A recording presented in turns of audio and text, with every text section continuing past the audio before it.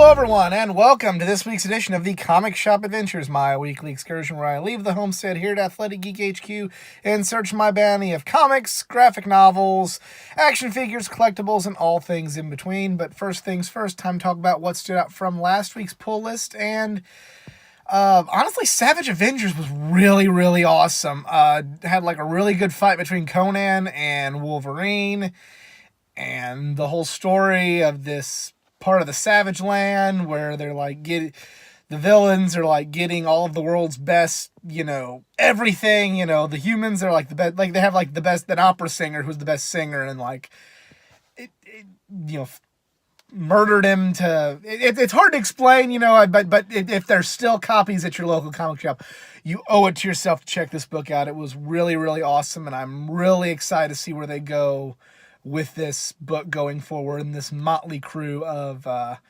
Marvel characters to make up a, for lack of a better term, a more savage Avengers type team. Deadpool was really good. I mentioned before that Deadpool's more of a one and done kind of story, but this is actually an overarching story they're doing. And it's everything that you could like out of a Deadpool story. It's continuing this kind of parody of The Dark Knight Returns and the Batman storyline. Kind of a little wink and a nudge to, a lot of us geeks out there.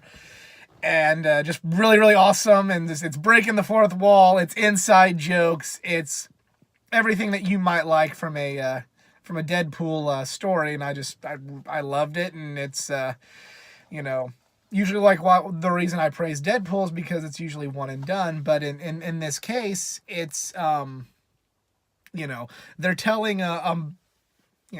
telling a longer story, but it's just so good because it's so Deadpool. It's so everything that you might love with just check it out. I think this story arc started with the previous issue, and then there was this one, so go back and check those out too. I cannot recommend it enough. I can't give too much away, but if you like the Deadpool movies, if you like what this character is about, this is the embodiment of that, and a good jumping on point as well if you have not been following the Skottie Young Deadpool book up to this point. And finally, the last book that really stood out to me was Justice League. The way they're going with the Sixth Dimension story and what that means for the characters, I just think it's really well written and really well done. And you hear me praise the hell out of Scott Snyder's Justice League run, and this is another great chapter in what might be one of the best Justice League runs in quite some time. But that's pretty much it. I will see you guys when I get back to the homestead with this week's bounty. Hey everyone, I am back here at the homestead, here at Athletic Geek HQ. Have a very, very small bounty this week. It is only 4 books, and they're all from DC, so this might be one of the shortest adventures to date. So let's just get right to it. The first book up on the list this week is The Batman Who Laughs, number 5. Been enjoying this little mini-series so far, just this, take on Batman being a cross between, with the Joker and all these different things. And it's a really entertaining story. And if I didn't already give Scott Snyder, enough love before the adventure began, gonna give him some more now. This is the best Batman writer of the last 20 years. 15, 20 years. And, the different directions that he's able to go with that character, but not completely change that character, or if he is changing the character, it's in an alternate universe. That's something that I really enjoy, and I know it takes a lot more than just respect for the characters to be a good writer. There's a lot of writers that have respect for the characters that they write, but it doesn't necessarily mean that their stories are good. But Scott Snyder has a lot of respect for the characters and uses that to write tremendous, tremendous stories. So, Batman Who Laughs, number 5. From there, keeping with Batman, we go to Detective Comics, number 1003. Tomasi is kicking some major ass with this book, and with the whole Arkham Knight story, and Yeah, it's much better than the Arkham Knight video game. That's for damn sure. Just really, he's doing such a tremendous job bringing this book back up. One of the most underrated writers of our time. He always gets. I've said this before on the Comic Shop Adventures. Peter Tomasi always gets like the secondary book, but he always makes that secondary book mean as much as the proper book. You know, he had Batman and Robin when the New 52 began, and made that such a great book that it was as important to read as Detective, and maybe right there on par with just Batman in the New 52. He wrote Green Lantern Corps in the New 52, and it was just as important as Green Lantern, and made the other Green Lantern characters as important as Hal.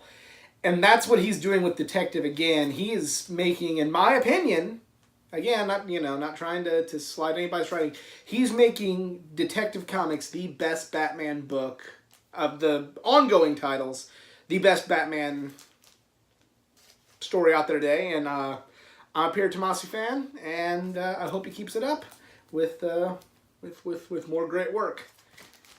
Detective number 1003. From there we go to The Flash, number 70. It's The Flash Year One. They're retelling the origin of Barry through this continuity and this different timeline. I should surely say it's a different timeline, but with all the things that's been going on in Barry's life, this is just kind of how they're retelling his origin story with everything with the Trickster and the Speed Force.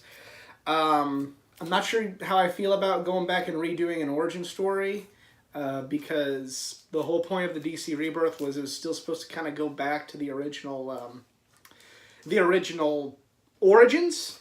So I don't know, it's not the New 52, it's kind of, so, where they, you feel like you have the need in the New 52 to retell these origins.